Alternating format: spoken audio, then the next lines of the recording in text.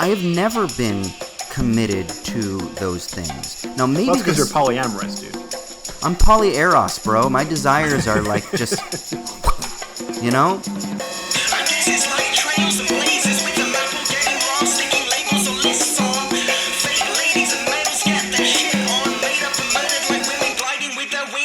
Yo, what's going down? Welcome to Owls at Dawn. We are just two dudes from Southern California who studied philosophy, politics, and religion around the world and decided to start a podcast where we could bullshit with impunity. I am Austin Hayden Smith. And I am Troy Polidori. And fucking finally, we're gonna get to the Patreon poll chosen episode topic this week. From March of 2017. Fucking probably. On the politics of uncertainty versus the politics of certainty, which kind of came based on a comment that I made in passing, which was half flippant and half real, which is pretty much everything that comes out of my mouth. Exactly right. Yeah, about a book project that I would love to do in the future. And so I'm going to take this semi-serious idea as I've been thinking about it. I mean, I have been thinking about it over the months anyway, and Troy has now forced me to try to coalesce it into something that we can actually BS about on this podcast. So we are going to bandy that idea about a little bit. Yeah, dude? Yeah. Sweet. Sounds good. Before we do that, we do want to mention that if you want to support us in tangible ways, you can go to patreon.com/owlsatdawn. You get access there to things like the monthly newsletter we send out with extra sticky leaves and shitty minutes, bonus episodes, and other goodies. That is right. And you can recommend topics that we will discuss in 2023 for your delight. So, yeah. But of course, we also do want to give a shout out to our lovely sponsors over at Mubi, who have been so patient with us during this weird isolation quarantine time. They've been so lovely to continue sponsoring us, even though we haven't been as frequent with our episodes as previous. We have, but we are getting back on track. My life is sort of back in order. I don't feel as sick anymore, and I'm going to stop making excuses. And I'm just going to talk about how amazing Mubi is. Mubi is a streaming service. They have a 30-day, perfectly curated rotation of 30 films that go through a type of slaughterhouse rotation where a film has a life for 30 days. At the end of 30 days, it drops off. And so what that means is that there's a new film added every single day that's nice and fresh. And they basically specialize in like indie films, festival darlings. They do like experimental avant-garde. They do films from all over the world. They do films by masterpiece filmmakers. They do weird films that you wouldn't expect, genre films. They do trash films. They do all kinds of amazing stuff.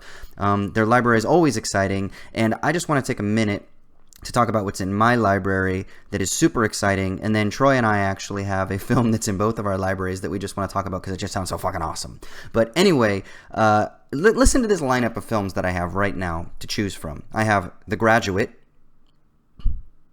I have Southland Tales. You ever seen Southland Tales? Yeah, I had that too. Man, that was quite the letdown from Donnie Darko. Or are you one of those Southland Tales truthers? No. Yeah, no. I'm with you. Southland Tales is no good, but I love how it's labeled. Perfect Failures is how it's labeled.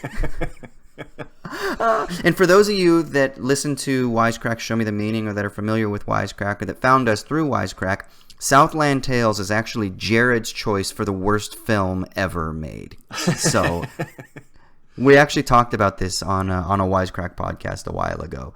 I do wonder if that's aged better now that there's no expectations for it. You can just enjoy it as a regular bad film. I think he tried it and he said, "Nah, dude, it's still fucking awful." But he probably still had the expectations. So I have a couple of films from Godard and this filmmaking collective that Godard was a part of.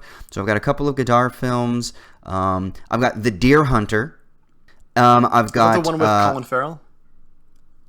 Oh no, the Robert De Niro one you're talking about. Yeah. And then what else do I have here? Hold on. There was another one that I wanted to share. Oh, and then a Godard film called Tout va bien, which I have actually seen before, which is really good. And then here's the film that Troy and I both want to talk about because it just sounds so fucking awesome. It's called Surf Nazis Must Die. Yeah, Troy, let me just read the synopsis. Can you read? Yeah, can you read the synopsis? The synopsis is this. In the near future, a major earthquake has devastated California's coastline. But a more terrifying threat erupts, the rise of a wretched Reich. Beaches have become battlefields ruled by ruthless gangs, which are ruled by the surf Nazis. Only one person is powerful enough to stop them, a brave mother. Yes! And I love it because in the description above it says, this journey of retribution doubles as an irrefutable manifesto of the singular transgressive power of lowbrow art. I'm watching this as soon as we finish recording. That's all I'm saying. So if you want access to these amazing kind of library of films, this is what you get on a constant basis. Go to mubi.com/owls@dawn. That's mubi.com/owls@dawn. And you'll get a free 30-day extended trial. So mubi.com/owls@dawn, and you'll get a 30-day extended trial courtesy of the lovely people at Mubi. And as we like to say, we'll see you at the movies. Can I just read the first line of the first review for this film on Mubi? Yes, please do. It's just, wow, this is a really stupid mess. I can't wait. Oh, God. I cannot wait. All right, sweet. So now we'll jump into our podcast, everybody. We got to start off the show the way we start off every friggin' episode. It's with the Shitty Minute. This is where one of us gets to rant and rave about whatever it is that is chapping our hide from that particular week or a couple weeks or whatever. And it is Troy's turn this week. So, dude, what's got y'all in a tizzy? Yeah, man. So we've been in this, coronavirus lockdown for the last, month or so? I don't even know. The time has no meaning anymore. But there's one, there's not just one, but there's one, especially one sort of take that's been out there that's, I think, the most annoying take. When someone tries to take something and make like a philosophical statement or maybe some like grand moral statement about the meaning behind the coronavirus pandemic. And that's the idea that actually we human beings are the virus and COVID-19 is the immune system of the earth finally kicking into gear to stop us from destroying the planet or whatever. That's right. And taken as evidence of that is something like, and I've talked about this before too on the podcast, it's, a fact that there's, a lot less pollution in the last month than there typically is. Carbon emissions have plummeted. The like native species are returning to their ecosystems, yada, yada, yada. And there's lots of good jokes on the internet about that, right?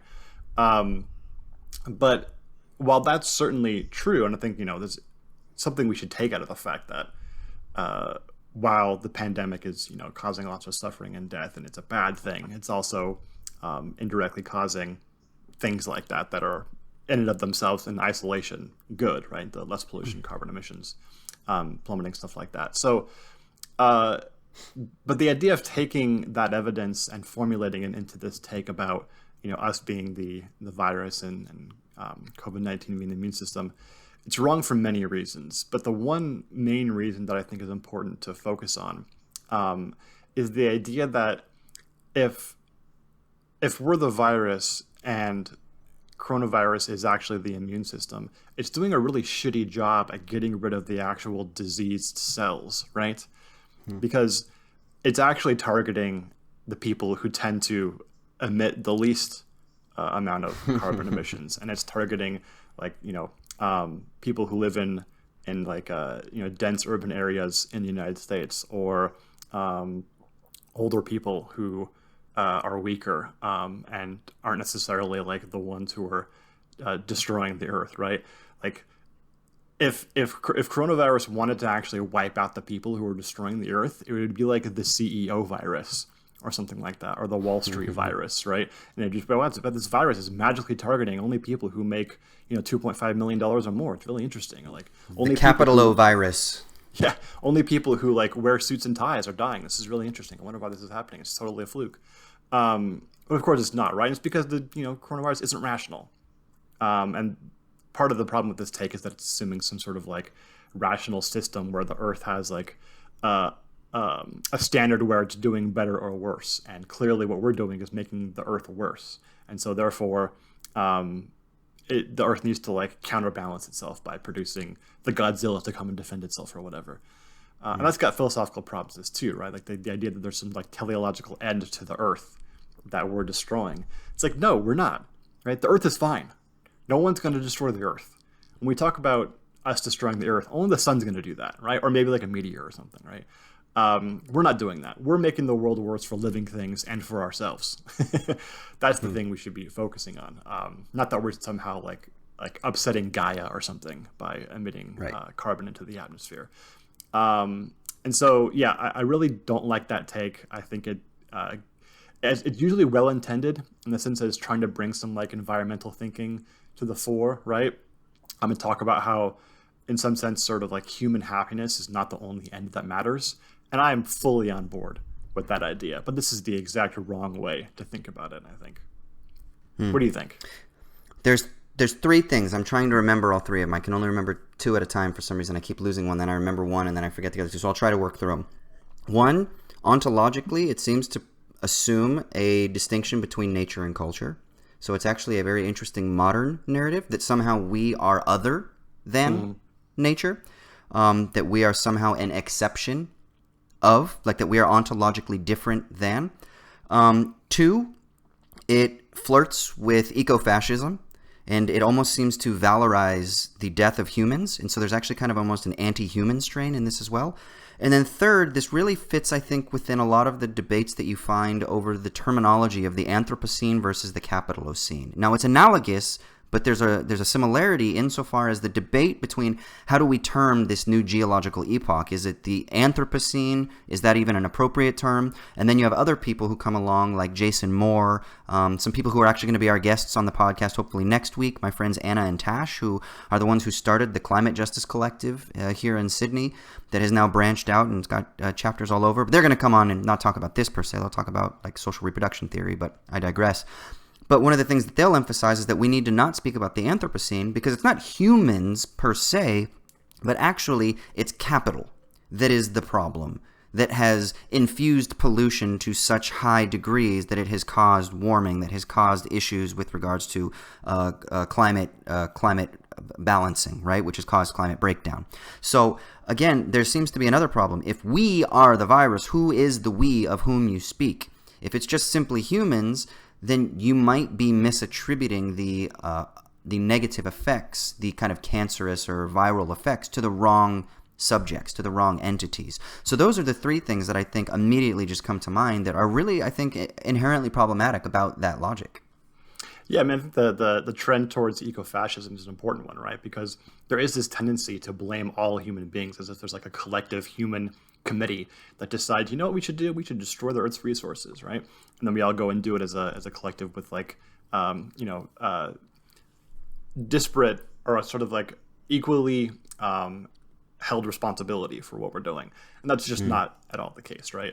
And it's always the case that people who don't really contribute much towards the damage or the harm are the ones who end up suffering the consequences. And those with immense wealth and power are able to use their resources and means to escape any responsibility for what they've contributed towards. And that's pretty much what ecofascism tends to do, is to really incorrectly level out responsibility for what's occurring. Yeah, exactly. Like, it's not that these people are fascists. They're not eco-fascists. I guarantee if you sat down with them, like you said, it's well-intentioned. There wouldn't be like, yes, humans need to die for population control or so that we stop polluting. But the problem is that the logic still operates under similar formal conditions, And I think that's an issue. And I just thought of actually a fourth issue that I didn't bring up before. It seems to place an overemphasis on us as consumers rather than actually, again, looking at what I would say is a more stringent and acute critique of let's say, environmental problems, climate problems, et cetera, which is that it's actually about the modes of production that are really the problem. And this goes down to the debates that you oftentimes get in environmental concern or environmental circles about, is it about degrowth and reducing consumption? Is it about like issues of production, changing the means of production and investment, capital investment? Like, how do we frame the problem, and then kind of like how do we try to articulate solutions? And this whole "we are the virus" rhetoric seems to just place the blame squarely onto us as human beings, as a homogenous entity, and our problems of consumption, really, is what the argument is. And like, nobody's really going like, it's about like capital investment into fossil fuels. That's been the issue. Like, yeah, some people might do that, but generally the bro or the Instagram model that is like, we are the virus, like, look at the dolphins are swimming in the canals in Venice and shit like that. They're basically just using this as a cliche to be like, oh, like, peace and love, man, let's just not eat so much red meat kind of shit is usually how it comes across. And I feel like it's just playing fast and loose too much with these concepts, and we need to be like a little bit careful so that we can be a little bit more rigorous, and then maybe have a little bit more of like an acute target to actually what is the problem. And then this isn't to say that there haven't been, like you even mentioned, that there haven't been some interesting side effects of this virus kind of halting Earth for a bit, halting the flow of capital, halting the flow of the transportation of commodities, halting the production of pollution and the consumption of plastics and all kinds of things, you know? Like, those things all need to be considered, but we just need to do some, like, serious lifting if we're going to try to make, you know, statements that are so general like that. Yeah, I mean, the lesson we should really take from it, or at least one lesson we should take, is, look, the production is halted throughout the world, right? But other than, you know, outside of the actual damage done, harm done by the virus itself, everything's fine, right? We could actually have a world that didn't revolve entirely around like this mass production, and we'd probably be okay, and the world might be better off, and we might be better off in the end. And so we should take that as an opportunity to look at things and say, hey, you know, the world doesn't have to exist the way that it did 3 months ago. And then once the virus is gone, not just go straight back into things as normal. Yeah, here's what's interesting. Oh, no, go ahead. Go ahead. No, yeah, just to finish off, there's all this talk about the cure not being worse than the disease, right? But then what's always, kind of pushed to the side and not reflected upon is the fact that, well, all the damage being done, economically and otherwise, is by choice, right? This is just a choice about how things are, right? It's a choice that people, when unemployed, are not going to have the means of subsistence, right? We could do otherwise, and plenty of countries are doing different things than the U.S. is doing in response to that. And it's just, I'm hearing this especially from students who are, worrying about this idea of the lockdown itself causing more damage and more harm than the actual disease and the pandemic itself. There's this assumption that as much as the disease is just a natural phenomenon that we can't really control and we only have to sort of manage around it, economic circumstances are the same. That's just the way that things are, right? And so there's nothing we can do other than to sort of manage it, the damage on the back end. And it just really exposes the fact that this logic has been internalized such that it's assumed that economics is just an ironclad law of nature. And the response that we have needs to satisfy the gods of economics as much as it sort of manages around the gods of nature and disease. Yeah.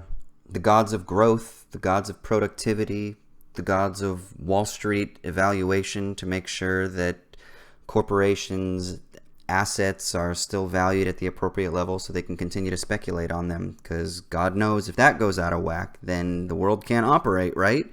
So that's really the kind of, when they say let's make sure that the cure isn't worse than the disease, what they mean is the cure to what? They don't mean the cure to a healthy society. They don't mean the cure to humanity's flourishing. They don't mean the cure to the benefit of all human beings on the planet. They mean let's make sure that we don't fuck up the exponential increase of capital accumulation. That's what they mean.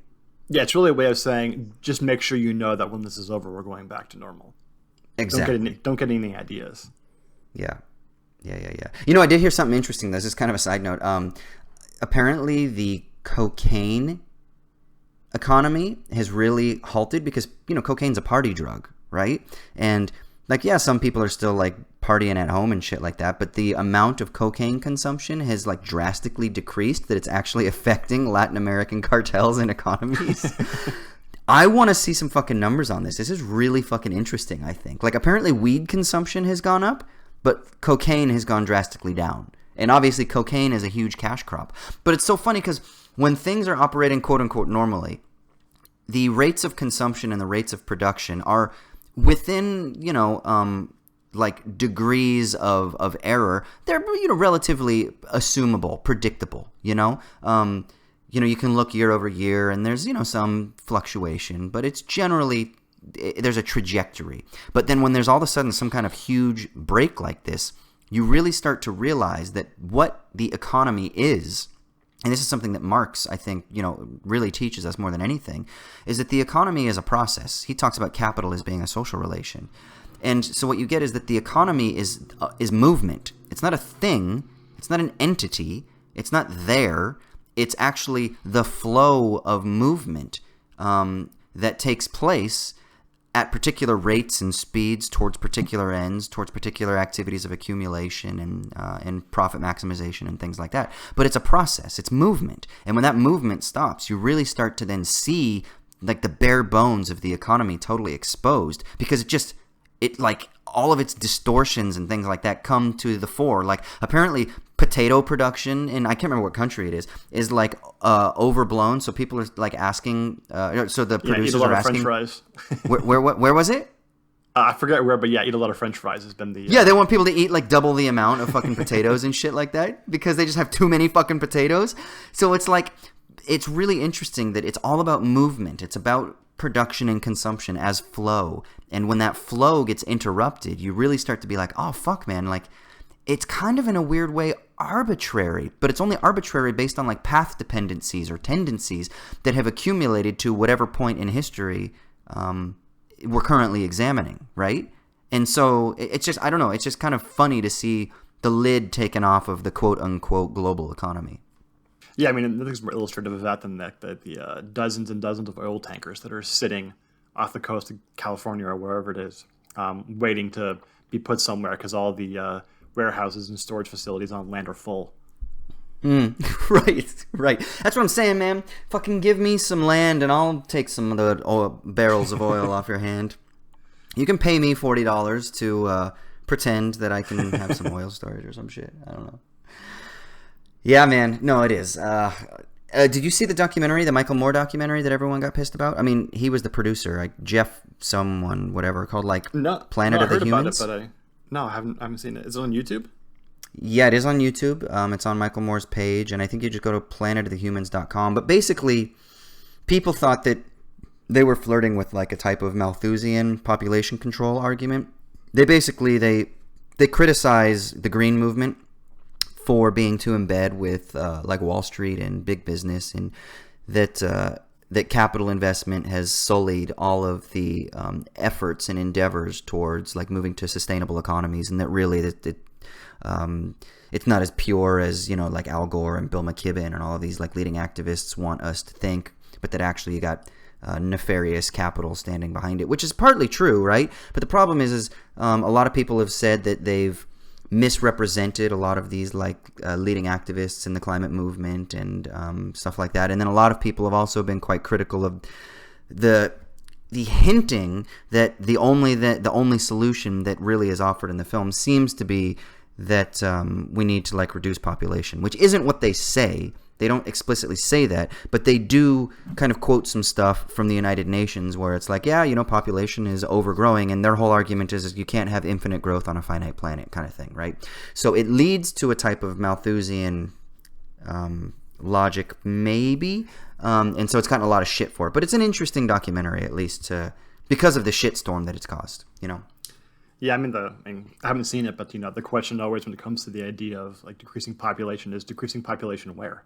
Because whenever the people who are kind of tilting toward the eco-fascism say that stuff, then it's always about people in third world countries who aren't really contributing all that much to global environmental damage. So when someone starts talking about decreasing population in wealthy countries, but they don't need to do that because population decreasing is already happening largely right in those countries. So it really gets the problem and the solution all wrong, it seems like. Totally. Yeah. But yeah, maybe we could watch that at some point and talk about it a bit. That might be fun. Oh yeah, that would be kind of good. It might be actually good to talk about that with actually the people who are going to be our guests next week too, or at least one of them, since that's kind of their whole vibe. Or maybe someone else we can get on as well. But that'd be kind of interesting, huh? Yeah, for sure. Sweet. Let's move on to the main segment.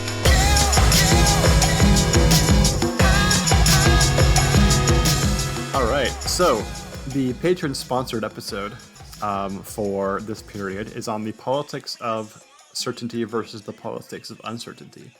And as Austin mentioned earlier in the episode, this was kind of it was basically just an off-the-cuff comment that you made, like last year maybe?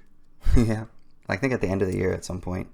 Yeah, and it's an intriguing idea, and you, as far as I know, haven't done anything really substantive with it yet, right? In terms of like writing a paper or anything. It's just kind of an idea that's been floating around in your head, right? Yeah, basically. Yeah, so I mean, I don't remember who recommended it for the patron-sponsored episode, but good on you for forcing Austin to actually come up with something substantive. But that said, we're not this isn't like a fully fledged out thesis or anything I think that you have. But the idea is that maybe you can sort of flesh out some of the ideas. We can talk about them and riff back and forth and see if we can do anything with this notion of applying like what would you call it, like a political epistemology or something like that, maybe. Yeah, maybe. You know what? There was a tweet this past week, and I wish I could find it. I don't even remember enough of the substance of the tweet to even search for it on Twitter, but it was from someone who's a pretty popular blue check, I think she's a blue check, left commentator on Twitter. I think she's a journalist too, at one of those like smaller indie outlets or whatever. But she was criticizing somebody for not being principled. Basically, for like, oh, you know what? She was criticizing Crystal Ball. Did you see all of that shit that Crystal Ball got into this past week? Crystal?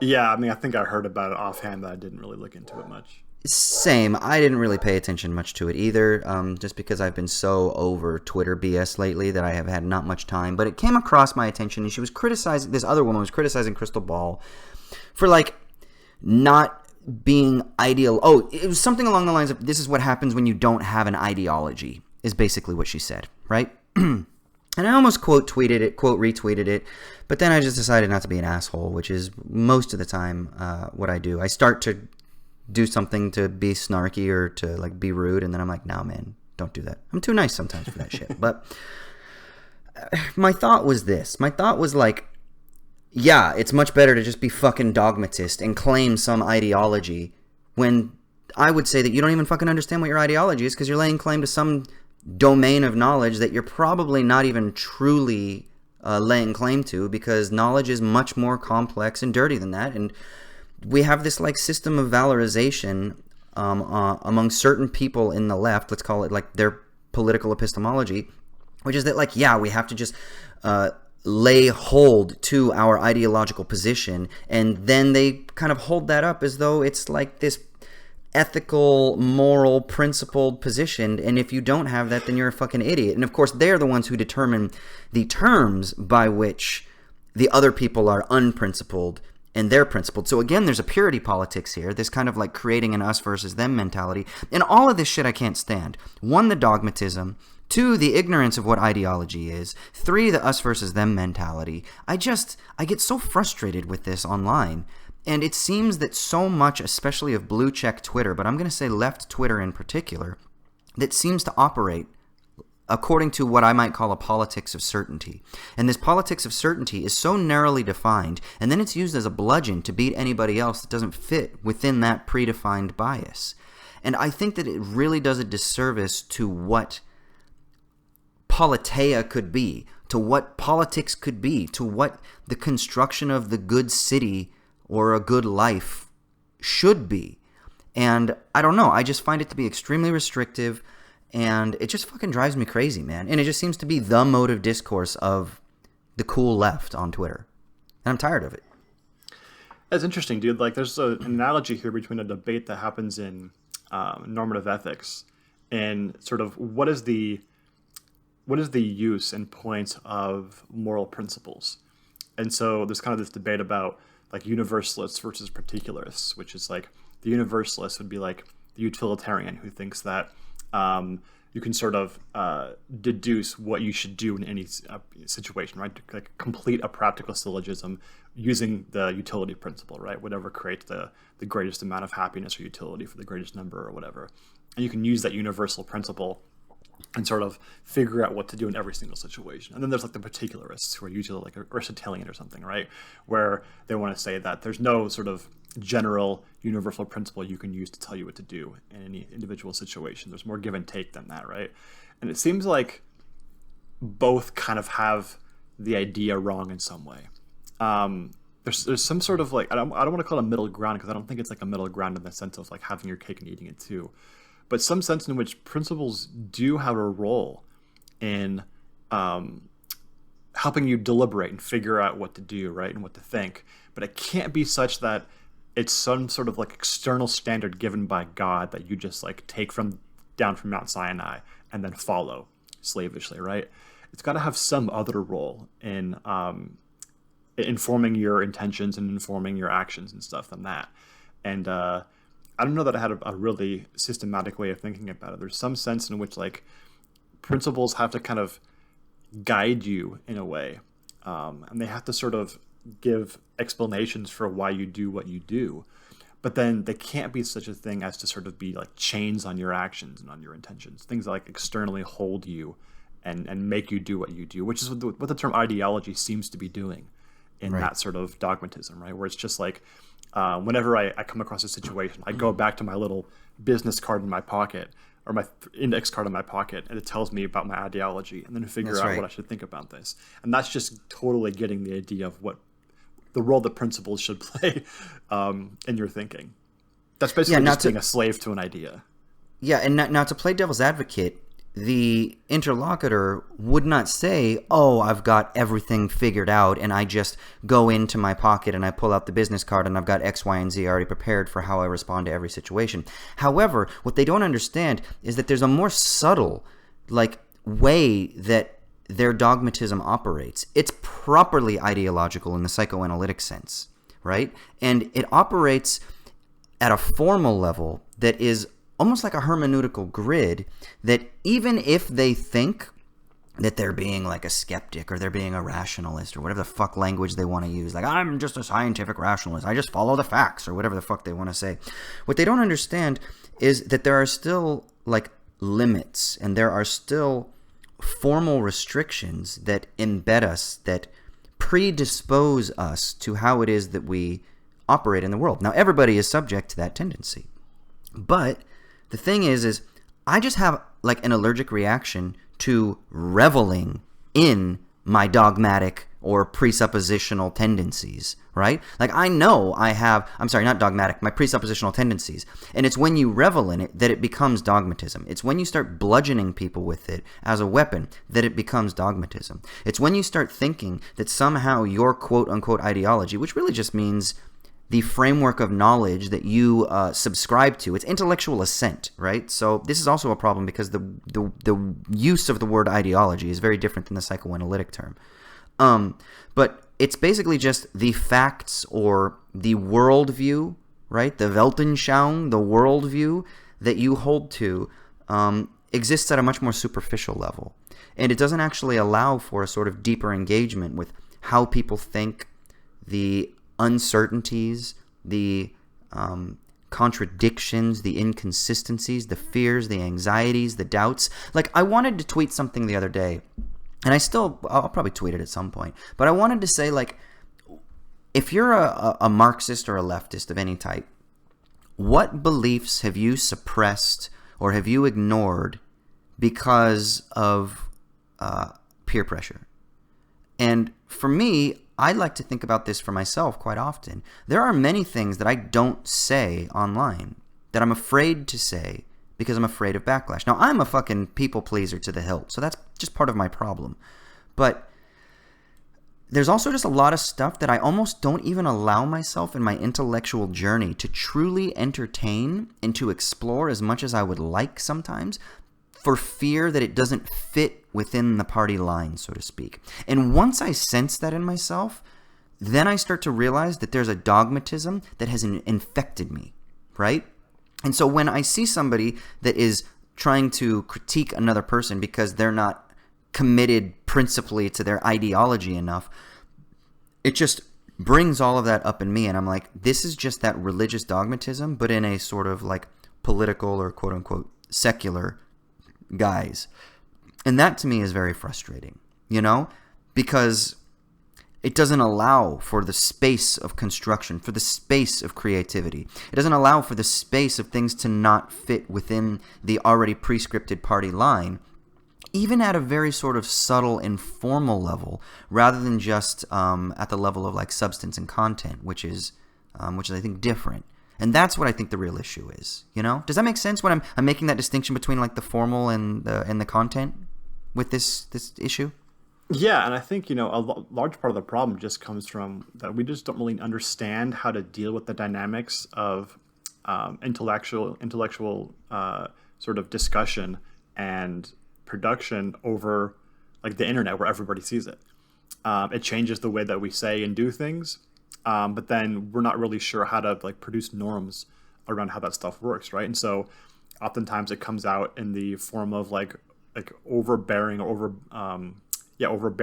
criticism, when really, if this is the kind of thing you were discussing in the seminar room or just like at the bar or whatever, you would probably be more epistemically humble and be willing to say like, well, what do you mean by that? And why do you think that's a good thing to do? And like, what's your plan here? And how does this square with what you talked about and did and are committed to previously? And you would do that with somebody that you were looking at face to face, right? Because you see their face, you think of them as a human being, and you think, oh, they have sort of a series of intentions behind this action or this, speech act or whatever. And I kind of want to dive in and figure out what it is. And that whole investigatory, like that process of excavation of intentions and desires and principles and stuff just goes out the window when you're looking at a tweet, and you can just sort of act like it exists in isolation from everything else in the world as an individual speech act, and then just dissect it, right? As a surgeon, like an intellectual surgeon. And that's just it's not a mature way of engaging in critique, but it's kind of the one that's emphasized through, Twitter. Yeah, and this might be a weakness of myself. I've thought about this for years and done a lot of self-examination on this, but I'm not a fan. And what I mean by that is like, there's one sports team that I actually give a shit about, and it's the Lakers.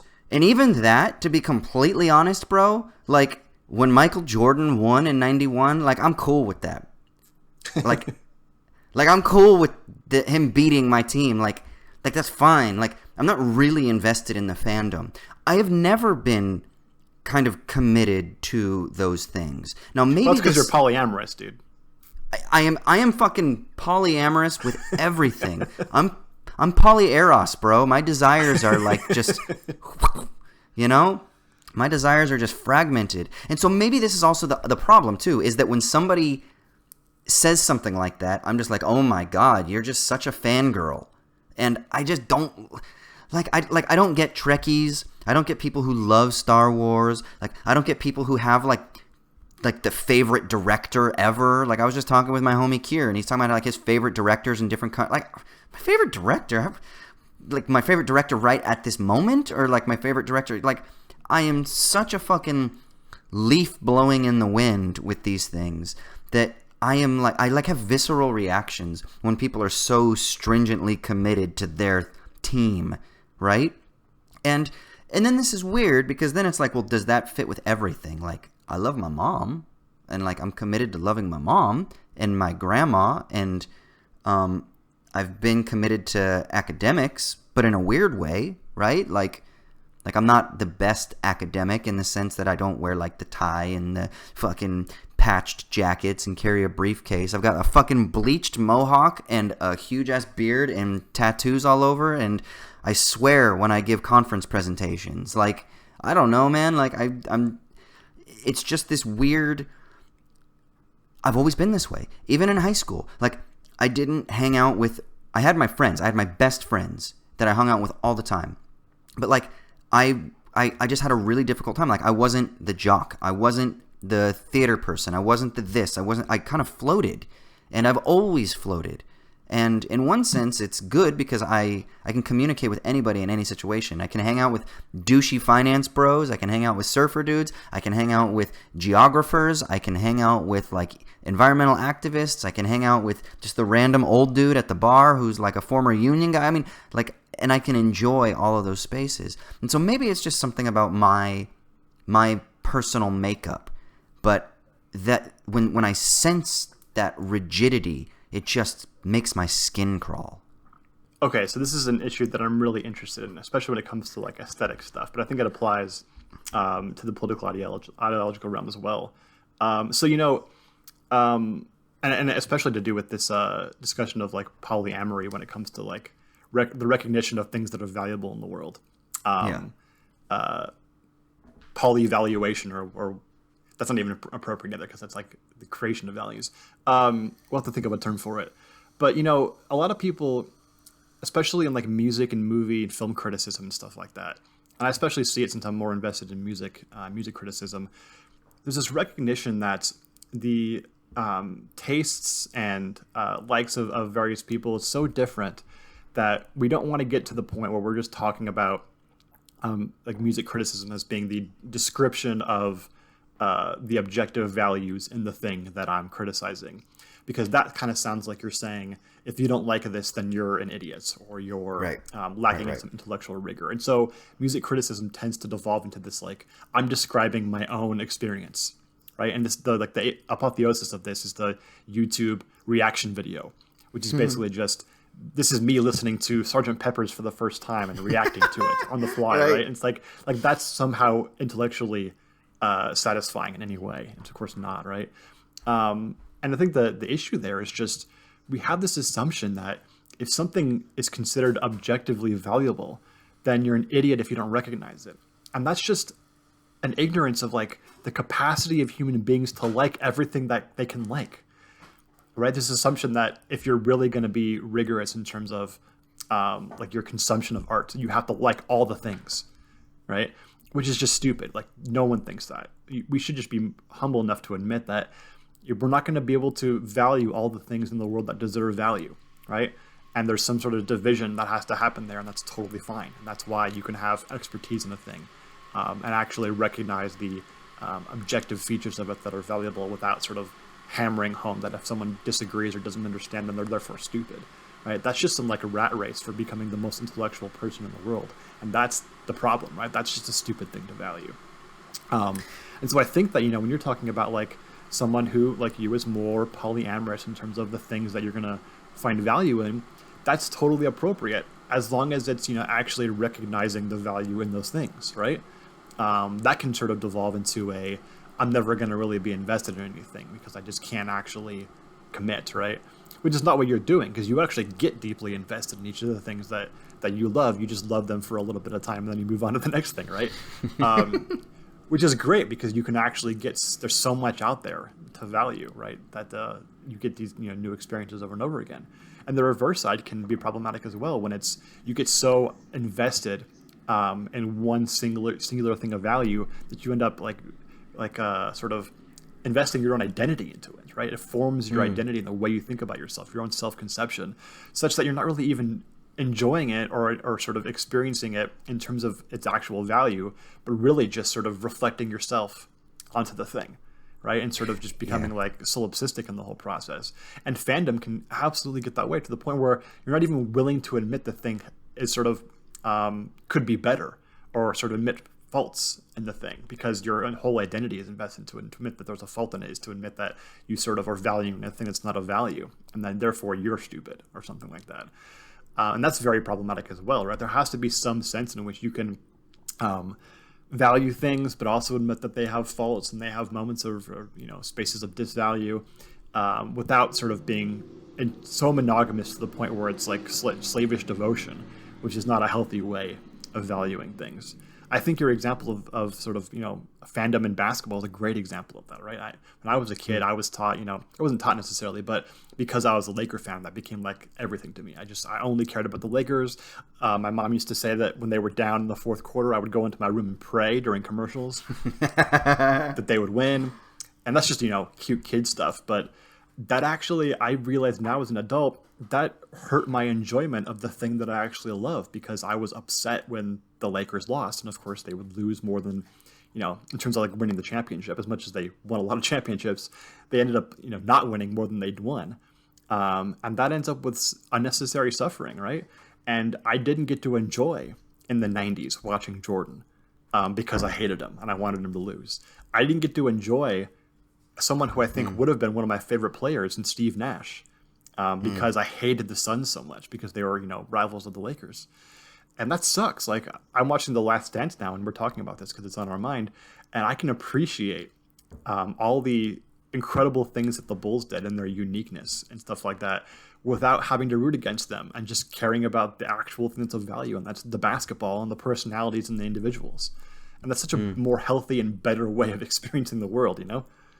See, this is a very sort of like affirmational ethic, I think, that really, I think, is why I've been attracted to like the Nietzsche, Deleuze, and even I would say the Sartrean kind of way of doing things. And it's especially a certain reading of Sartre, my reading of Sartre, but particularly like the issue of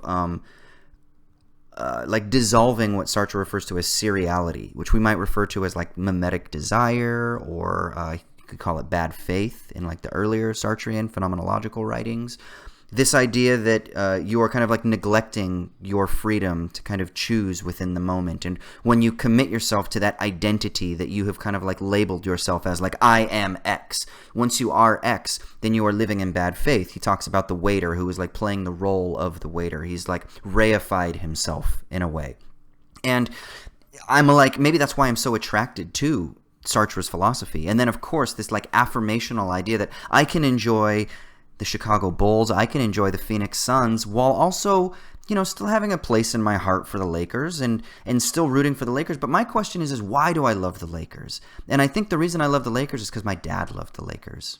Yeah, right? it's exactly. It's nostalgic, and you feel like the familial bond with other people.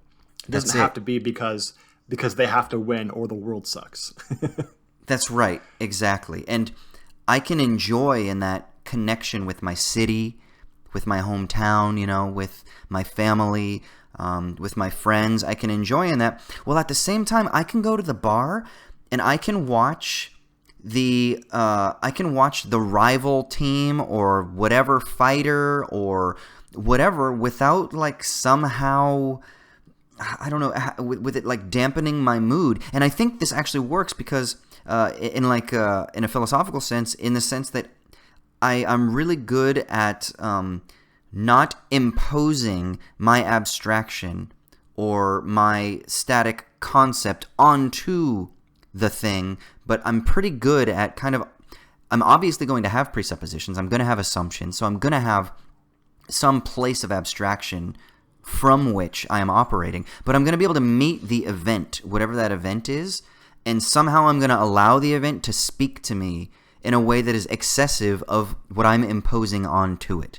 There's always a push and a pull, but there's some sort of creative act, I think, with every encounter that I have with these things, where I am being transformed, and I may come out of it and be like, oh, I learned something new, and I don't mean that in like an intellectual sense, but like I gained an appreciation, or I learned something about how the body moves, and it may be unconscious or like pre-conscious or whatever. It doesn't have to be always this like intellectually formed, theoretical, conceptual thing, but I go into these events and I think I'm constantly like meeting the event in the middle, almost in like this space that is suspended, right? Like if the event is on one side of the divide and I'm on the other side of the divide with my presuppositions, and there's like the no man's land in the middle, it's like we battle in that no man's land and then go back to our side once the event is over, but I'm changed. And I've always been very good at this, and I think it's a really interesting thing that I've noticed about myself, that I also have noticed that a lot of other people don't operate that way. And then at the same time, I don't want to like shit on somebody who doesn't operate that way. But at the same time, I wonder, like, not am I defective, but like, but like in some ways, there probably is something bad about being as polyamorous, as you put it, as I am. And in some ways, there's probably something good about that. And I guess I wonder, what can I learn then from other individuals, while at the same time, like, who don't operate that way, while at the same time, like, showing the joys that I get from being able to encounter these events in the way that I've just described, you know? And yeah, I mean, it seems to me. Yeah, I'm gonna go ahead, finish up. Yeah. No, and I think that's what I kind of, when I talk about this critique of the politics of certainty versus the politics of uncertainty, it's that I'm trying to get at. Yeah, I mean, the polyamory and the sort of uncertainty is definitely not going to be on the The pitfall of that would just be something like you only engage in things superficially. You never really delve to the deepest part or deepest depths of their value. And so you never really recognize the true value or appreciate the true value of the thing, right? That's sort of the person who never really commits to anything, to engaging in anything, whether it's aesthetic, political, relationships, or otherwise, right? And of course, the flip side is when you engage in something so much that you end up just identifying yourself with it, such that you're not really experiencing the true depths of it either, because you're really just experiencing yourself. It's a solipsistic thing. Exactly. I really like the term, and you used it there, and I use it a lot recently, appreciation, because there's something about experience of the world, whether it's political, aesthetic, or otherwise, that enjoyment's like the key term that we use for experience of the world. Is like the sort of standard of good experience or whatever. And that's, of course, I think it's both in one realm passive, because it's like you're receiving a thing from the world, but then, and that's problematic. But I think actually, even though it has that passive connotation to it, it's really more like you're taking it's really more active and almost like a domineering way, where it's like you take the thing and you stick a syringe in it and you extract the enjoyment from it and then you throw it away, right? And that itself is also, I think, more on this like this sense of like solipsism, where it's just me that exists and I take things from the world to use for myself and then I leave them behind, right? And then, you know, when your favorite band comes out with a shitty album, or your favorite director comes out with a shitty film, or something that comes your way ideologically is unfavorable, then you sort of get upset because I'm used to extracting enjoyment from this thing, and now it's empty. It's just an empty dead shell or whatever. And that's why you get so upset with it, because you don't get your high when you expect it. And that's obviously unhealthy and problematic and bad.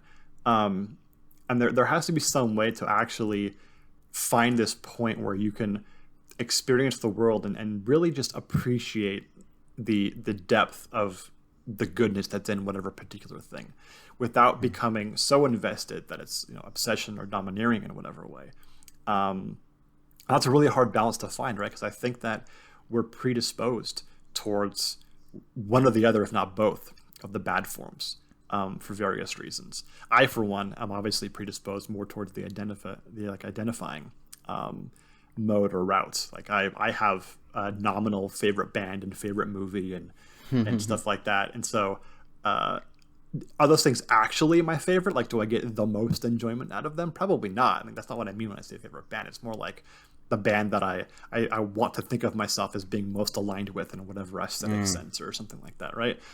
And so that can be a problem if that ends up sort of affecting the way that you experience the rest of the world, right? That's sort of like an obsession thing where, you know, it's like getting jealous when someone's flirting with your, you know, girlfriend or boyfriend or wife or husband or whatever. When it's like, are you getting upset because you think that like your spouse is like ready to cheat on you, or are you getting upset because this person's like your property and no one else gets to enjoy them but you?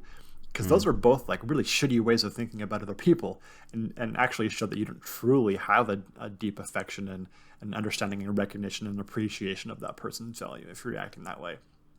It's just evidence of pathology, really. Totally. So now here's the more I can hear somebody saying, or I'm even saying, so then what about critique? Right? Like, isn't the kind of left position, anti-capitalist position, isn't there a really rich philosophical tradition that is characterized by critique? And how do you have critique if you don't have a stringent position from which you are articulating your criticism, or towards which you are trying to get beyond as you're hammering the target of the critique?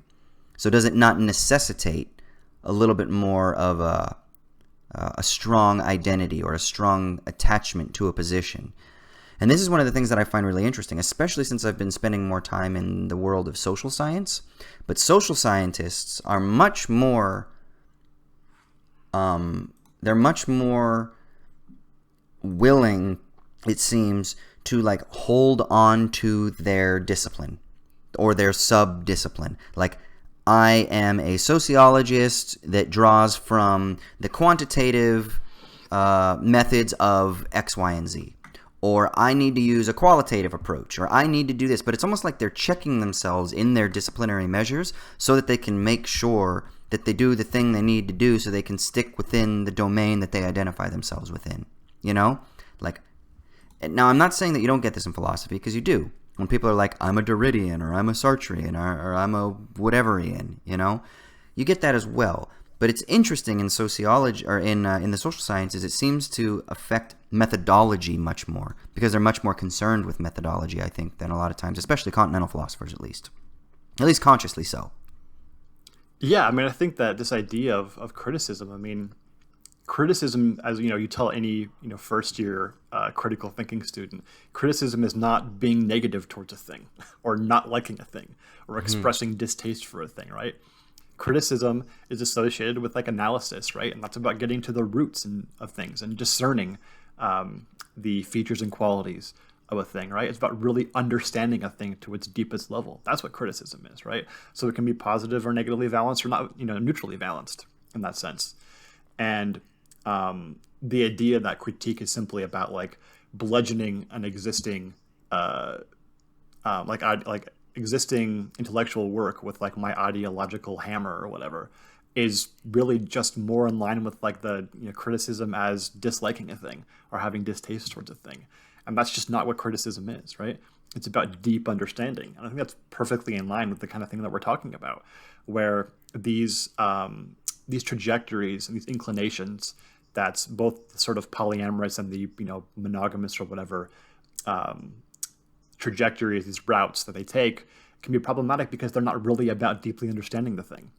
They're either about self-identification and sort of covering over your own neuroses in one respect, or sort of the fear of like commitment towards really understanding a thing for fear of missing out on other cool things, or some focus on like superficial or perverse enjoyment over real, deep, intimate understanding, right?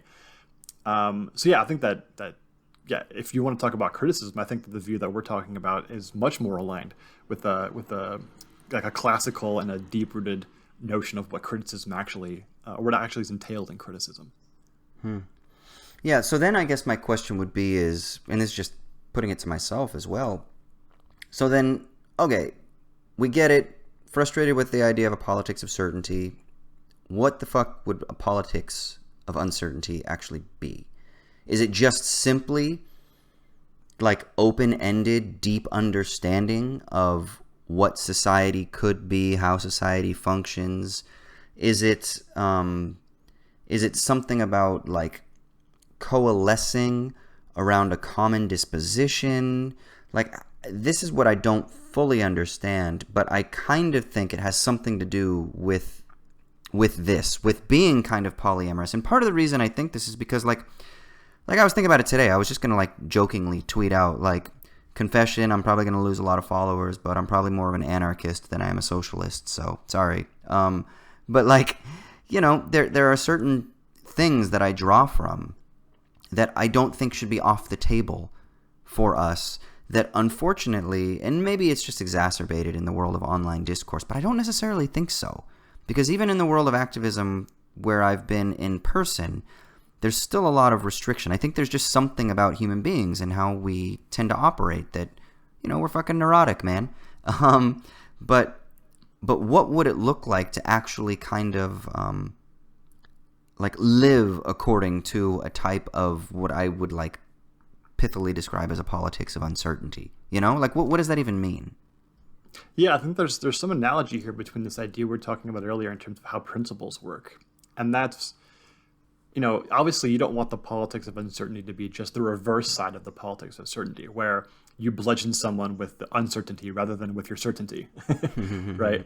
That seems like a mistake just on the other side of the coin, right? So there's some sense in which I think the hardest part of this is just to realize that we're talking all about how our inclinations direct us towards certain things, and there's pitfalls to those inclinations and stuff like that, that it's very difficult, if not impossible, to understand your intentions in fully in any area, right? Especially when it comes to the really, like important, social and political stuff. And so it's there's some understanding that we're never going to fully know what we know or what we're sure of, what we're not, and why we take certain positions and don't, and if we're really being, responsive to the evidence and deep understanding, or if we're actually just, engaging in some like, perverse pathological neurosis that we have. But to be aware of the fact that that's the case, like be aware of like where it is that your inclinations direct you towards, right? Some sort of like, self-knowledge or self-understanding or self-awareness. That does actually, I think, it helps you sort of correct for your own natural mistakes, right? The things that you tend to drift towards. And that's a really important thing just to have as like a psychological factor, right? Self-awareness is, like a necessary condition for like healthy living in any way, right? Psychologically. But I think it's also in like the intellectual realm, it's super important. Otherwise you can be very successful, right? Like diving deep down into the pool and sort of investing yourself entirely in one area or whatever, or doing the reverse and just being in every area at once. But if you want to do like really good work and actually deeply understand things, like if you find those things objectively valuable, whether or not you're successful or recognized as a great thinker or whatever, and I think that's the reason why we all care about these things, right? It's because we think that they're valuable in the first place. Like everyone was a philosophy 101 student and was just intrigued by these ideas and thought that they were valuable to think about in and of themselves, right? That's how everyone gets into this shit. Yeah. You only get alienated from that later on, right? Yeah. If you want to get back to that, it's a naive understanding, but I think it's beautiful for a reason, because it's the truest way of dealing with intellectual work and with the appreciation of knowledge. If you want to get back to that, then there has to be this like corrective self-awareness or something. I think that the politics of uncertainty would be more like one of these principles, where it's not like this tells me what to think in every situation, and to always realize, and at every moment, I'm actually unsure about this. I don't have the certainty that I think I do, but really just to kind of help guide and explain, well, why do I think this way? And is this really just because of the intellectual bludgeon that I, have attached to my back or whatever? Not to sort of make you not care about things and to sort of like produce apathy in you, but because I don't think it'll do that if it's done honestly and with the intent of deep understanding. If the intention is deep understanding, then it's going to be always directed towards actually trying to have that deep understanding, and not towards like, being apathetic about things and not caring about anything overall and not having any commitments. And at the risk of overstating it, like I kind of think that actually a rationality that is so constituted, I think that it actually would be a type of legitimately revolutionary way of being in the world. Because I'm trying to think here, like another manifestation of the politics of certainty is Western liberal democracy, right? It operates according to certain juridico-political technologies that frame things that have to be enforced, legitimated. They can only change within certain confines. They kind of like command or demand fidelity. And so it just seems to me that now it doesn't operate like typical authoritarian, like dictators or something like that, but it still operates according to a certain type of control, right? And so I wonder if there isn't something inherently quote unquote certain about, and then I would say restrictive and ideological and dogmatic and all of this stuff about like Western liberal capitalist democracies, if it doesn't essentially operate according to that. And that actually, if you were to pause, if you were to stop, if you were to slow down, that you fuck with the kind of like temporal constitutive components that make the hegemonic, and that you actually like pull the brakes of history in a sort of Benjaminian sense, right? Like if thinking in this way of pausing and reflecting and investigating, deep understanding, experimenting with things that you think and that we do, with our tactics, with our strategies, all these things. If you do that, like, that's almost constitutively other. It's constitutively revolutionary, you know? The problem is that it's not politics in the way we think about politics. Now, some people might say, oh, this sounds dangerously close to a type of like horizontal micro-politics, kind of like anarchism. And I get that. But I guess I'm just trying to think through, is there a type of value even in that, if you want to call it, it's a sort of like micro-political, experimental understanding of what politics might be. Hey, you know, I'm thinking like, so what's the difference between somebody who has a transformative experience that sets them on a path that is lifelong versus someone who has a transformative experience and that they later realize was extremely perverse and unhealthy and they reject it? Like someone who, like our examples obviously would be like when you read that book that transformed your thinking and made you see the world in a totally different way, and how you had this like, you know, intense identification with that experience, and then you sort of recognize that as like the moment where yourself was first beginning to be formed or something like that, versus someone who like gets involved in like Nazism or some shit like that, like far right shit, and then later realizes they got to get out of that because it's awful. Like those two people would look at their original forming experience very differently in retrospect, right? Even if they were both similarly like enjoyable or transformative and positively valenced and had great feelings associated with them originally, right? And the reason is because it's not the experience itself that you care about. Like you don't want to like get an injection of that experience again, right? That's kind of like a perverse form of like nostalgia is, right? Just like injecting you with the experience you once had so you can get that feeling again. But we don't actually, that's not actually what we appreciate, right? What we appreciate is how we were related to the world in an important way, and how we like discovered a thing, or something was revealed to us about the world that we had great appreciation for, right? And all great experiences are really like that in some way, whether it's aesthetic, political, or otherwise. And it seems like the notion that we wouldn't want to just always have that, not just always have the experience of transformation as if it was some kind of drug you could just inject, right? But instead to always be transforming, right? Why would that be bad? The only reason it would be bad is if you feel so identified and invested with your current set of ideological presuppositions that you fear changing them, as if it would be a waste, what you've done and thought about and were devoted to before. And that's just absurd upon reflection, right? Because that means it wasn't really an investment in appreciation of whatever exists in the world. It was more about like forming your identity in a safe way that you feel like you're in your cocoon and you don't have to really experience the world deeply anymore. And I mean that's a struggle for me. And I think something I appreciate about you, Austin, is that you do seem to have this like natural inclination, and it's a recognized one too. It's not just like you do it,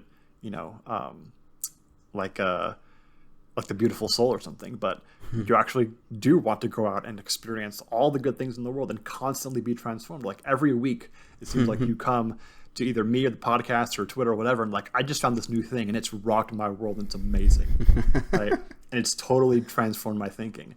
And you're kind of overreacting because it's your personality to hyperbolize like that, right? But there's some sense in which that really is a great thing. And it's not evidence of like not truly caring about the things you experienced before, because there's a trajectory there, right? There's like more and more deep understanding, and your new transformations affect the way you think about your previous transformations in a really like helpful and life affirming way. That's the cool shit, man. You know what I wonder? I wonder if in a superficial, late neoliberal world, we're really presented with two common tendencies. One is just the consumption of these things for fleeting pleasure, right? And that's what you were talking about. It's just chasing the transformation. And you see this so much online with like people who are fitness gurus, or they are on paleo diets, or they've gone vegan or gluten-free or whatever their thing is. They're chasing the Saul on the road to Damascus moment, right? They're chasing the moment, the ecstasy. But the problem is it's kind of like just a purely hedonistic pleasure that they're seeking, because maybe they've tasted that kind of height before. The romance, the blind, not the blind date, the love at first sight, the really heightened sexual encounter or whatever it is. And we live in a culture that just pumps that shit out, man, right? And it feels good, those dopamine rushes. But we live in a world that's just encouraging that and encouraging that and encouraging that. And then maybe the flip side of that is, because we're so groundless in that state, that common state that we all kind of share, that we all exist in, that superficial, what Byung-Chul Han refers to as the inferno of the same, just this pure positivity culture, right? Is that oftentimes people then latch on to something to try to ground their meaning. So this actually really fits, I think, well with like Lyotard's critique of the postmodern condition, is in this world of like delegitimized identities and states and religion, what the fuck do you have to hold on to? Well, one of the things you can hold on to is like nationalism, your national identity, religion. It can be your political position. I'm a Marxist, I'm a Democrat, vote blue no matter who kind of shit, or I'm a Trumper, whatever, like MAGA guy. It could be all kinds of other things that you hold. I'm a bowler, I'm a surfer, this is my thing, I'm a Laker fan, whatever. And you hold on to those things to try to like counterbalance the fragmentation that we're experiencing otherwise. But I think the way that you just described it is what I'm kind of trying to articulate with this idea of this uncertainty is maybe not middle ground, but a third option, right? Where it isn't just a superficial seeking of pleasure as like the transformative event, but rather it's the attachment that comes on the other side of that. It's really investing myself and affirming and connecting and appreciating, if you will, difference. And I think that is, that's very kind of like Deleuzian in ethical formulation, now that I think about it. But I think that's kind of like the idea that I'm striving towards, or that I'm trying to ultimately articulate, Yeah, and I think there's a really strong connection here between like the political, ethical realm and the sort of like aesthetic, experience, like pure individual experiential realm. Like, I'm reading a book by Mary Shelley right now that was written like the early to mid 1800s, and one thing that I'm getting from this that I think is so interesting is that maybe it's just the literature and it's just the fiction, and this wasn't really the way things were, but there's some sense in which a transformative experience for someone in not necessarily pre-capitalist, but pre-late capitalist or whatever, before the like massive reproduction of pleasurable experiences. Victorian capitalist, right? Yeah. As much as suffering that comes from a lot of the social order that exists there, which of course there was, there's some sense in which there's a level and depth of experience that's just totally alien to me, and I think to most people today, in that you could have a thing that rocks your world, whether it's a political movement, a piece of music, a book, whatever, right? Like an individual romantic episode or whatever, that it just changes who you are, and you feel it to a depth that's just, I can't even connect to. It's like, wow, this is just described in this. It's almost so transformative, it's painful.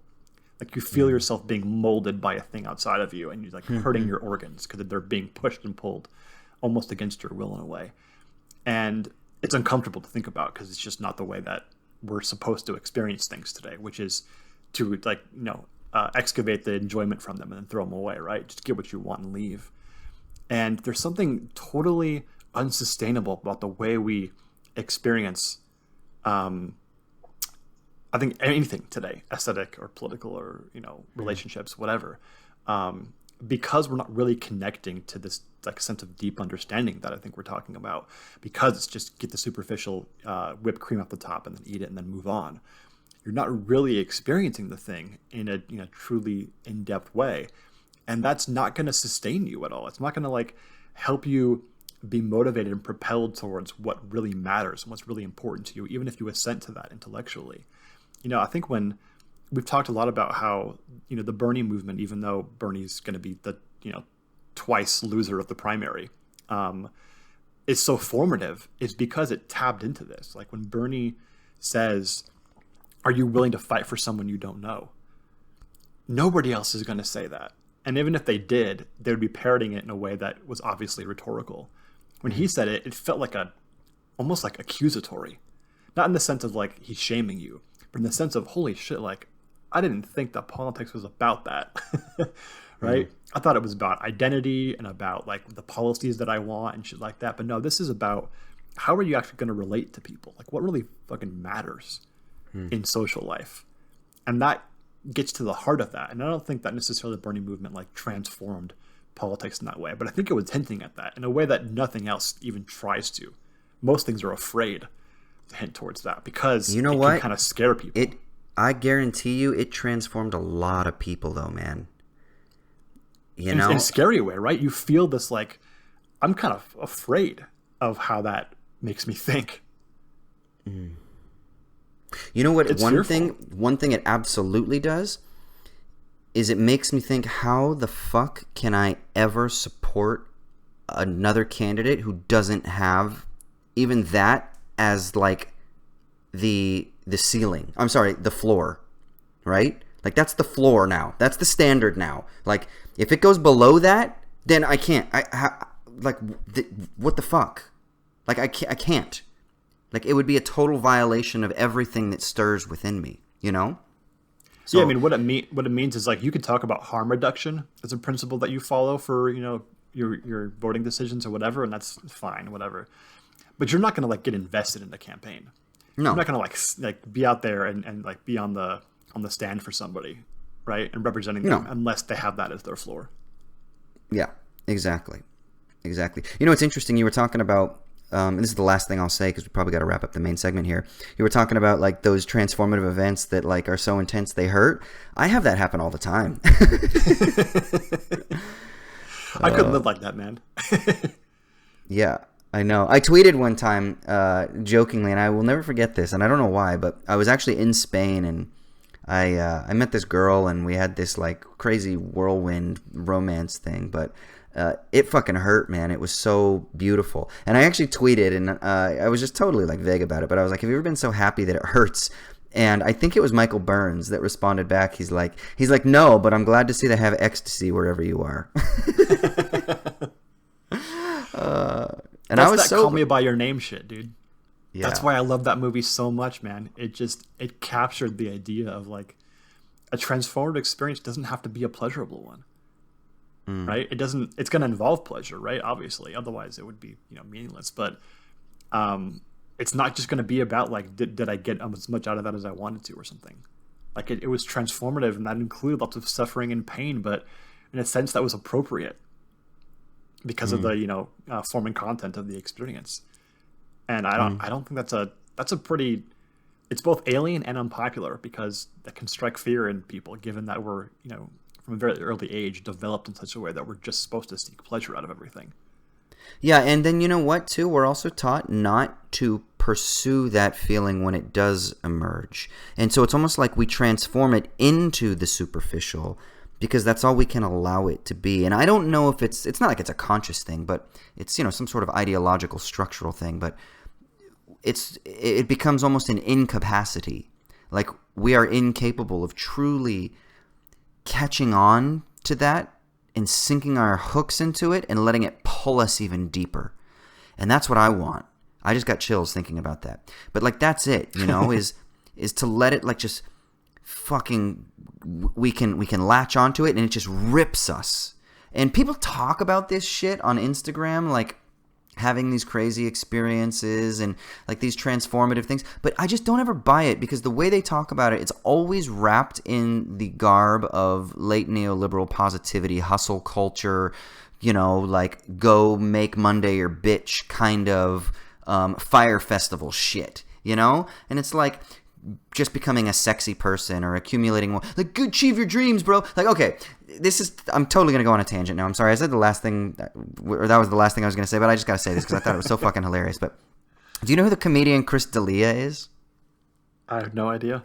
So I think he's funny as fuck, okay?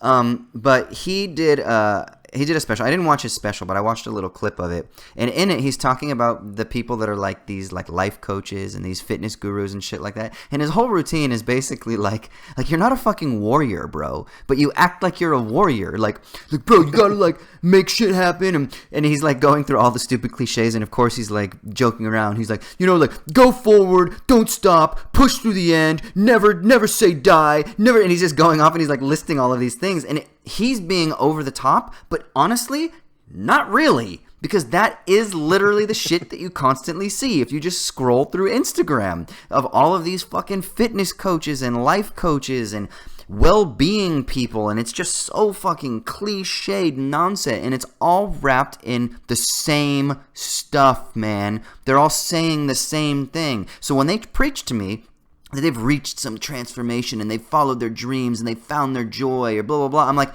no, dude, you haven't. This is bullshit. You're still just buying into this like commodified, pleasure-seeking, hedonistic superficiality. And how do I know? Because the next month, you're just talking about how that didn't make you happy and you're pursuing some other thing. Or the next year, you've changed your brand again. And I'm like, or you get found out that you're actually like not really succeeding in the thing that you're claiming to succeed and you're just selling people on some bullshit brand. Now, I'm not shitting on you because you haven't found happiness. That's not my point. My point is, it's just all this like commodified branding bullshit that everybody is just sharing with each other, and it turns into this like weird mimetic inferno of the same. And I can't fucking stand it, bro. It's driving me mad. Like, I don't know. I'm sorry. Yeah, I mean, yeah. No, I totally agree. And you know what's so absurd about that kind of stuff is the sort of rhetoric and the presentation the reason it's absurd is because it's misaligned with the value of the end. That's its object, right? Like it's, make money that you're a bitch and do this shit and like strive and let no one, hold you down and shit like that. It's like, well, what are they holding you down from? Like, right. What is contained or entailed in Monday that you're making your bitch? And it's like getting your 30-minute session of CrossFit done. That's right, so bro. You have like the beach bod, and it's like, well, why is that valuable? Well, that's right. Because I like it. And it's like, well, obviously the sort of deep understanding thing that we're talking about isn't there. And so really you're just trying to get yourself, irrationally motivated to do a thing that you don't really care that much about or really even know why you would care about it in the first place. And so you have to do this like lathering up thing to get yourself motivated every week to do it because you don't truly care about it when it comes down to it. And that's what makes the whole thing so absurd because this presentation is necessary to get you whipped up. Like you're getting whipped up for a war and you don't know why you're fighting it. That's it, man. Don't let anybody hold you back from your dreams. Your dream was to go on a hike and on the trail, like around your suburb, bro. Like that's your fucking dream, dude. So that you look good in a photograph because you got some abs. Like that's your fucking dream. You got some shitty dreams, dude.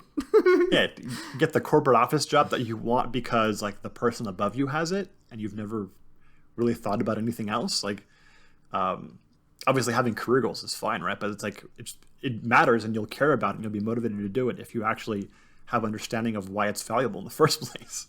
Yeah. Ugh. Well, this goes back to kind of the meta-ethic thing that you're going to unwrap for us when you finally finish your project in life and you unlock the mysteries for how it is that we should normatively engage in the world, right? I'm working on it. Sweet, man. All right, cool. Well, let's go ahead and end the main segment there, yeah? Yeah. Cool. We'll transition to the sticky leaves now.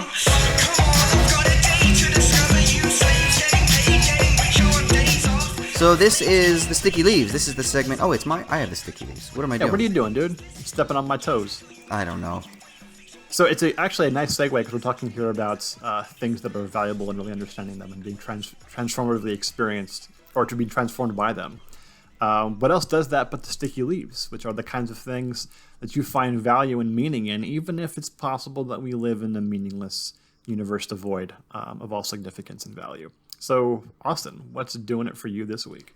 Bro, it's the best thing in the entire world. I've been surfing a lot. It's totally changed my life. I'm gonna... You said that I am overblown and hyperbolic, so...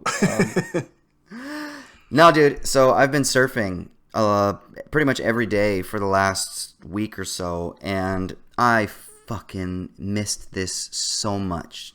I missed it so much. I forgot how much I missed just being in the water. And it's amazing. So I kind of have moved out of my old place, at least temporarily. I'm going to be I'm in a time of transition. I'm moving into a new apartment eventually, but for a couple months here, I'm just going to be staying down by the beach in Manly, and I literally have a view of the ocean from my balcony, which is amazing, but it takes me 30 seconds to get to the sand. And so I have just been surfing every single day and taking advantage of it, because the beaches are still open here for quote-unquote exercise, and surfing in Australia is, of course, the prime exercise, right? It's so cliche. But it's great, dude. It's a phenomenal workout. I can't swim because all the pools are closed. I can swim in the ocean, which I've done a couple times, which has been great, but I'm fucking terrified of sharks. And I know you would say that surfing too, but like swimming for some reason freaks me out more because, you know, I'm going around like rocks and shit like that. I don't know why it freaks me out more, but... And the surfboard's a weapon in case you need it. Yeah, and I feel like I got the board for protection. Like I might lose an ankle, like if he comes up and snaps my foot. But like when I'm swimming, and my torso is just like right there for his teeth. But no, man, it's really wonderful. And the thing, I was thinking about it today as I was out for like my evening walk, and I was watching some of the surfers at sunset. And I didn't go today. I was letting my body rest. But I was thinking about it today, and you know all those cliches that you hear from people that are trying to be super guru-y in their surf wisdom, that's like, you know, you're just like part of the undulations, and you just like become one with the water and shit like that. You know what, dude? It's all true. It really is fucking true. There is something... One, surfing is hard when you're first learning. And then even when you're not first learning, to improve your skills, I mean, it's like anything, right? There are just levels to get to. So you're always being challenged. So there's always like a...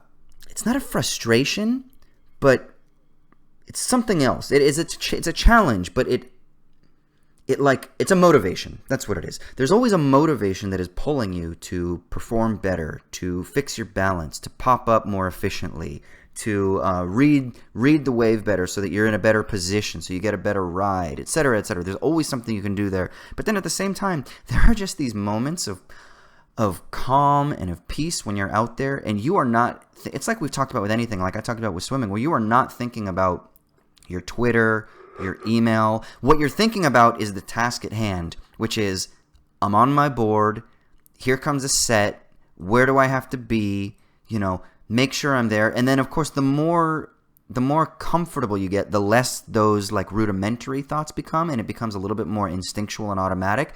But you're still just thinking about how you're thinking about your last wave and what you could do better. And then you're thinking about what you can do here. And then you're trying to just pay attention and just go towards more of a feel. And then I'm sure, like, if you're fucking Kelly Slater or Gabriel Magina, the top pros of the world, John Florence, you know, those guys, they're probably not thinking at all. They're just fucking in a state of enjoyment. But when you listen to them talk, they're fucking athletes too. So they are thinking, but they're thinking at a different level. Like, different from where I'm at, definitely. But there's just something you just get so tuned in, and it's that flow that people talk about, right? Like the flow state. You just get so tuned in and so disconnected from, you know, the familial problems. And, like, I got really shitty news. God, I don't remember what. It was a few days ago. I got some really shitty news right before, like, literally right as I was about to step onto the sand. And I was like, fuck, man, this is going to ruin my day. And I was like, I'm just going to put this phone away, and I'm just going to go out and I'm going to surf, and I'll deal with this after. And I went out, and I like literally forgot entirely about it, which doesn't happen with so many other activities. So many other activities, it still nags at you, right? Like the bad news nags. But when I'm in the water, when I'm engaged in this activity, I just completely get lost in it. And it's so wonderful. And then there is still, like, I'm still afraid of sharks, bro. And there are times when I'm still looking down at the water, and Australian water is really clear and beautiful where I am, especially in Manly. And, you know, you see shadows and shit like that, and I get, like, fucking, you know, like a shiver up my spine. And but then at the same time, you see, like, a ray swim by, like a little stingray swim by, or you see these beautiful fish swim by. Or I love sitting on my board sometimes and watching the seagulls just dive bomb the bait fish. They're these tiny little schools and they just fucking, and it's not like just every once in a while. These seagulls are boom, boom, boom, boom, just hitting these schools of bait fish.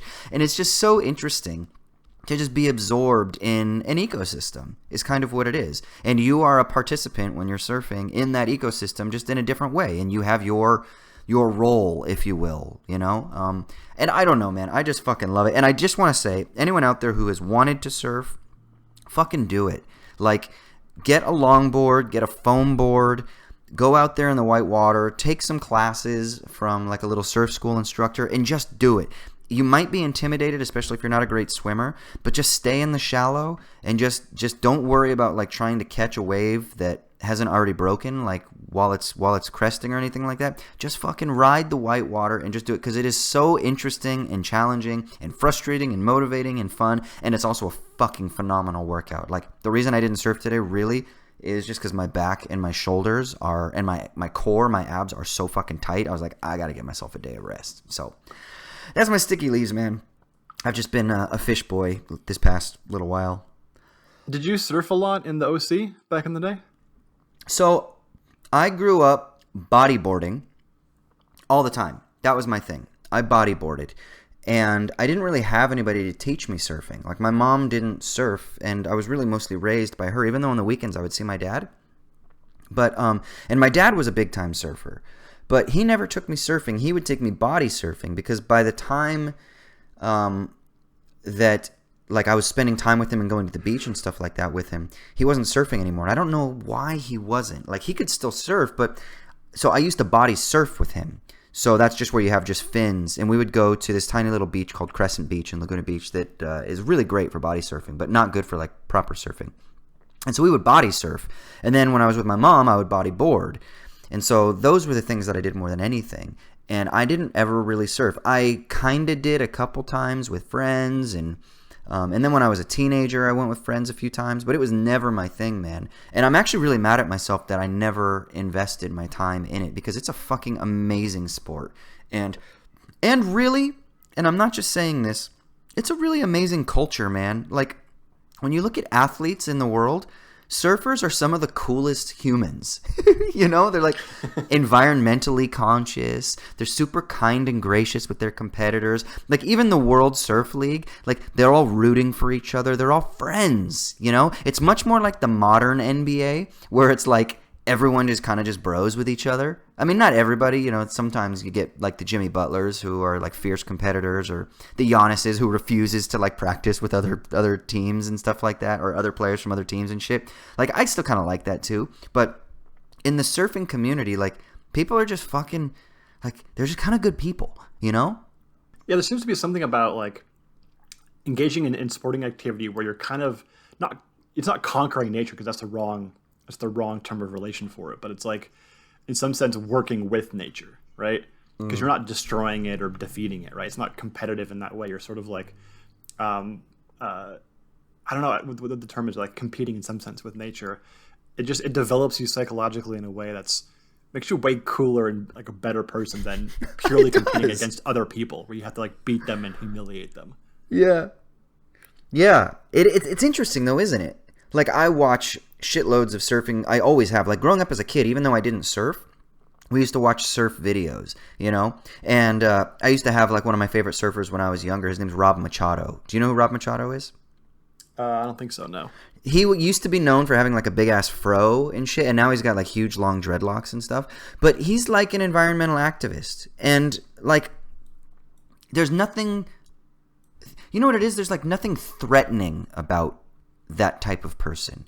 And I think that's something that I think is really lovely about like surf culture and surf community. Now, I'm not saying that all surfers are nice people. You get these territorial assholes and shit like that. And as a matter of fact, one of the things that probably scared me out of surfing was when I was in Hawaii when I was 11 or 12 years old, and I got kicked out of the water by the locals because I didn't really know the rules, and I was like just like a young surfer kid, and I like fucked up the lineup because there are like rules in the lineup and shit like that, and I didn't really understand what I was doing. And some guy just said something aggressively to me, and it scared me. And I was 12, and he was like, 17 or 18 or something like that probably. But in my mind, he was like this huge 30-year-old fucking UFC fighter, bodybuilder guy. But He was like, get out of my way, kid, or some shit like that. And then I remember I went on the beach and I was all upset and to my mom and shit like that. And I think that kind of freaked me out. So you do find assholes, you do find people like that. But for the most part, especially when you get to like the professional level, and I don't know how they are in their personal life, like maybe they're douchebags and shit like that. Douchebags are everywhere.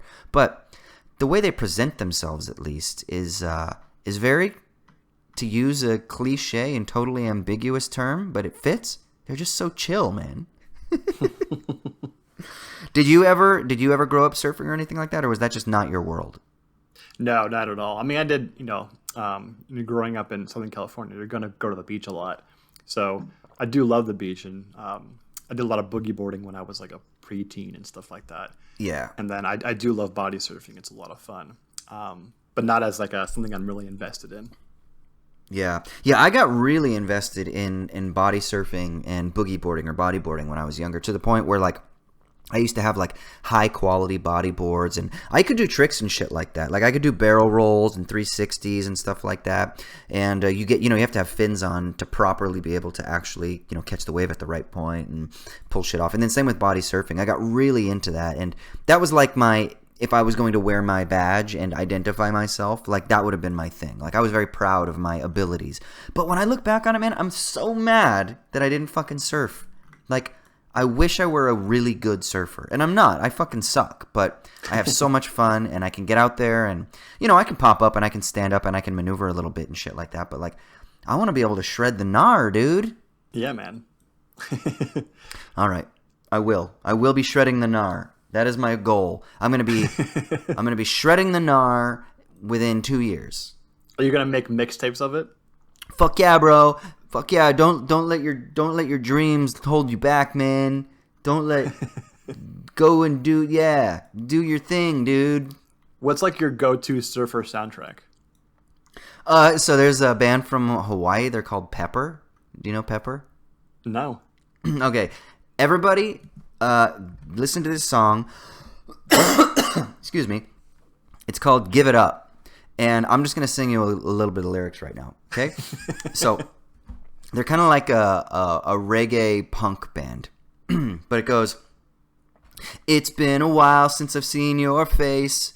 Gotta say that I'm happy to see you come around my place. Yeah, now when you talk about it, I think I know what's coming up next. Just put our minds away and let our hormones do the rest.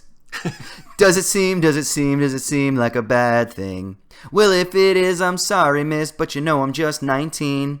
So don't be afraid when my pants start to leak. Drip, drip, drip, drip. You know damn well I'm in my sexual peak. Yeah. Dun, dun, dun, dun, dun, dun, dun, dun, dun. Boom. Why don't you have some dirty hot sex with me? It ain't like I'm asking you to give it up for free. Yeah. Oh, we can start it right now. Baby, get on your knees. Don't make me beg again. Girl, I just said please. Yeah, and then it goes on from there. So it's just this fucking stupid, like, surfery bro song. But that would be like that, and then some Homegrown. Homegrown has a song called Surfer Girl that I grew up that I fucking loved. They were an Orange County punk band back in the day. Homegrown, totally underappreciated. So that would be my shit. It's like skate punk, pop punky shit, Like don't give me any of this Jack Johnson-y acoustic-y shit. That stuff doesn't make me even though all of his music videos are like surfing and shit, that doesn't make me want to surf.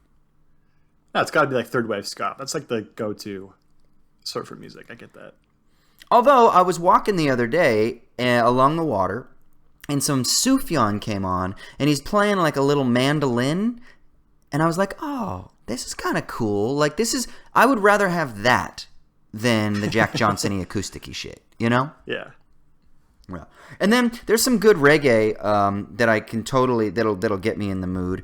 I'll tell you this new band that I just came across. They're called, hold on, I got them right here, House of Shem. And they're from New Zealand, but they're a reggae band. And they got a really good song called Anything You Ask For that totally gets me vibing for the beach, too. So, but honestly, dude, just like skate punk shit, it's the same shit. Skate punk, snowboard punk, surf punk. It's like the same. Oh, all right, I guess we'll go ahead and wrap up the episode there, yeah? Yeah, dude.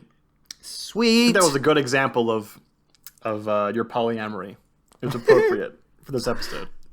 I know. And then the stupid thing is like in my mind, I think like, okay, cool. So I'm just gonna like move to Bali, right, and surf, and that's just what my life is gonna be. Like in my mind, I can totally entertain that, and that's a really amazing life.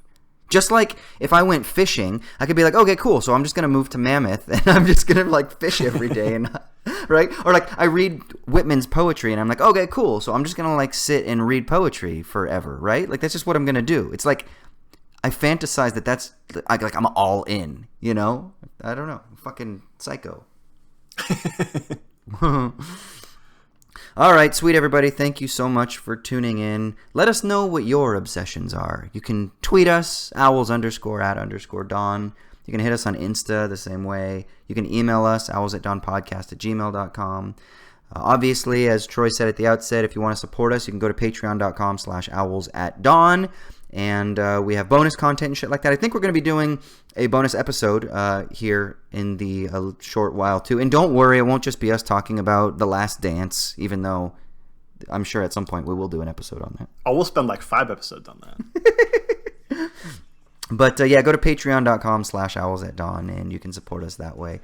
So that I can go to Bali and surf and then keep just providing content and shit like that. And that would be so much better. It'd be better for you guys because I'd be more consistent. And it'd be better for me because then I'd be able to be more consistent. See? I don't know how that works. Everybody wins. It works. So, sweet. Well, I guess that's it. Unless there's anything else I forgot to say. Is there anything, Troy? Just one more thing I can think of, dude. What's that? Das Vidania, Amerikanski.